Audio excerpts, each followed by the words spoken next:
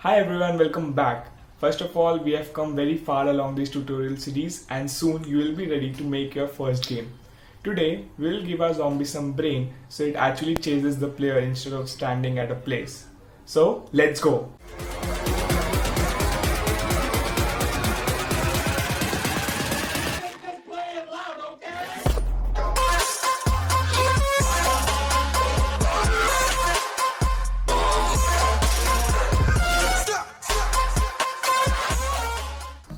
First, we create a new C# script. Name it follow player. Open it in Visual Studios. Now we want our zombie to know what it has to chase. So we need a reference to our player's position. So public transform, we'll name it player transform. Next, we create a private function follow. Here we will put all our logic. Now we want a zombie to chase the player only if it is within a certain range, and we also want a zombie to have a speed. So we create two new variables, public float speed and public float range. Now we want a zombie to always look at the player when it is chasing the player. For that we create a new vector3, we'll call it look here, and it is equal to player transform dot position minus transform dot position. Now we make the y component of this vector 0 so our zombie does not fly in the air. So look here dot y is equal to 0. Now if you notice, the vector look here is always pointed towards the player. So we just need to orient our zombie along this vector. We can do that by transform dot forward is equal to look here. Now we check if our zombie is close enough to start chasing the player. We do that by if vector3 dot distance, and we will give it player transform dot position comma transform dot position, and if this distance is less than the range, we want our zombie to chase the player. Now we can do that by simply moving the zombie forward, as our zombie is already looking towards the player. So transform dot position plus equals, now this is a shorthand for saying transform dot position equals to transform dot position plus something. That something here is transform dot forward times time dot delta time times the speed. Okay, we are done. Now we'll call this follow function from the update method. Great. Save it and head back to Unity. Here select a zombie and drag and drop this script on the zombie. Here we will assign the speed to 1 and the range to 20, and we will also assign the player transform variable of the script. We need to change one thing in the gun script. So open the gun script, and we need to delete this line here as we will not use it now. Great.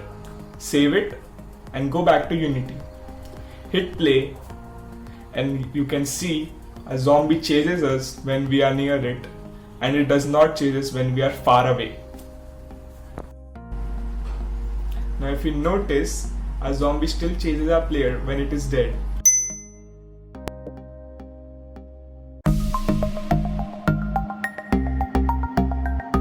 To fix that, go to the follow player script. Here we define a new variable, public bool, we will call it zomdead, and we will initialize it to false in the start function. Now in the update function, we check if the zombie is dead or not. So if zomdead is equal to false, then we call the follow method. Great. Save it and go to the zombie script. Here we will access the zomdead function variable and change its value from here. So we can do that by simply writing GameObject.getComponent followPlayer.zomdead is equal to true. Great, save it and head back to Unity. Hit play and now you can see the player chases us and it does not when it is dead. Great. Now even though our player chases us, it doesn't look right. We have to add some animations to it. To do that, go to the mixamo.com, link for which will be in the description. Here, search for zombie chasing in the animations tab. Select it and hit download. Hit FBX for Unity and click on download.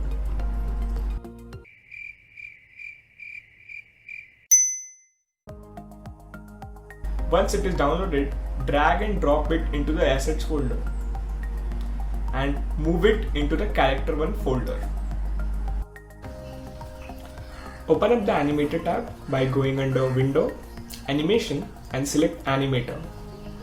Now select a zombie and drag and drop the zombie walking animation inside the animator tab. Now make the transition from all states to all states.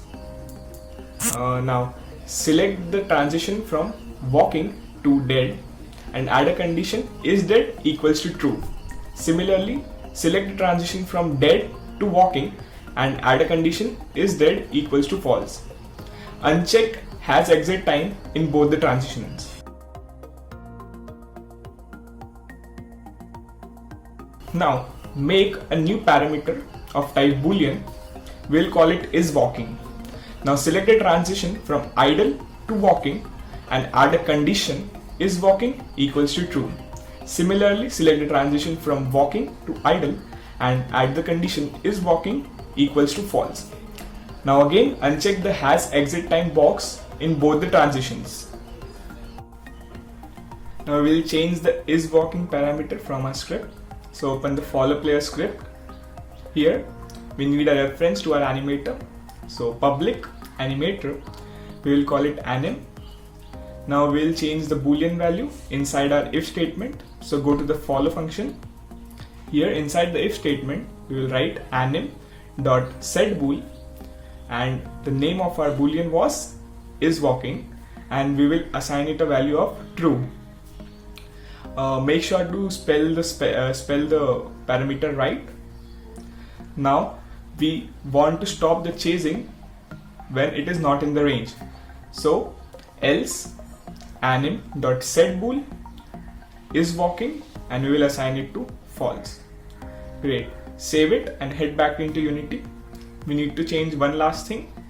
Select the zombie walking animation and check the loop time and loop pose boxes. This will loop the animation continuously. Hit play and now you see our zombie looks more realistic while chasing us. Now just for fun, let's add a game over text whenever our zombie collides with our player.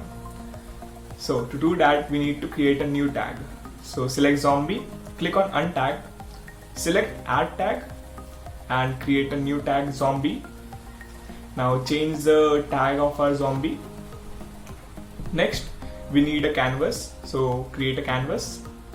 Under this canvas, let's create a new text object. Change the text to game over and change the width and height to 600. Change the font size to 50 and also align the text to the center. Great. Now disable the canvas and we will enable this canvas from our script whenever the player collides with the zombie. So create a new script. We will call it player death. Open the script. Now delete this update and the start function.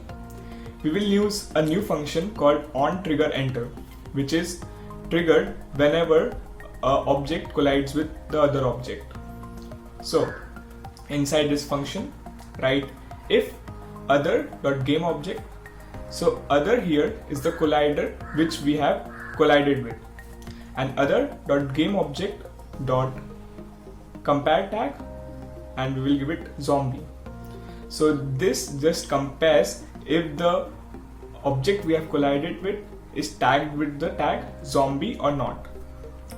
Now we need a reference to our canvas. So public game object, we will call it can, and inside the if statement we'll write can dot set active equals to true.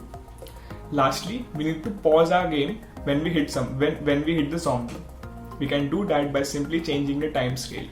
So time scale equals to 0. Great. Save it and head back to Unity. Select a player and add the player.script inside the player. Great. Assign the can game object. And lastly, select a zombie and check the convex and is triggered boxes inside the mesh collider. Great, we are all done. Hit play and you see a game over text appears as we hit the player. Great. Duplicate this and now you have a bunch of zombies chasing you and you can also shoot them. That's cool. So you already have a mini game ready. Stay tuned for more updates and we will see you next week. Don't forget to hit like, share and subscribe. And also check our games on Play Store, links for which will be in the description box below. Peace out.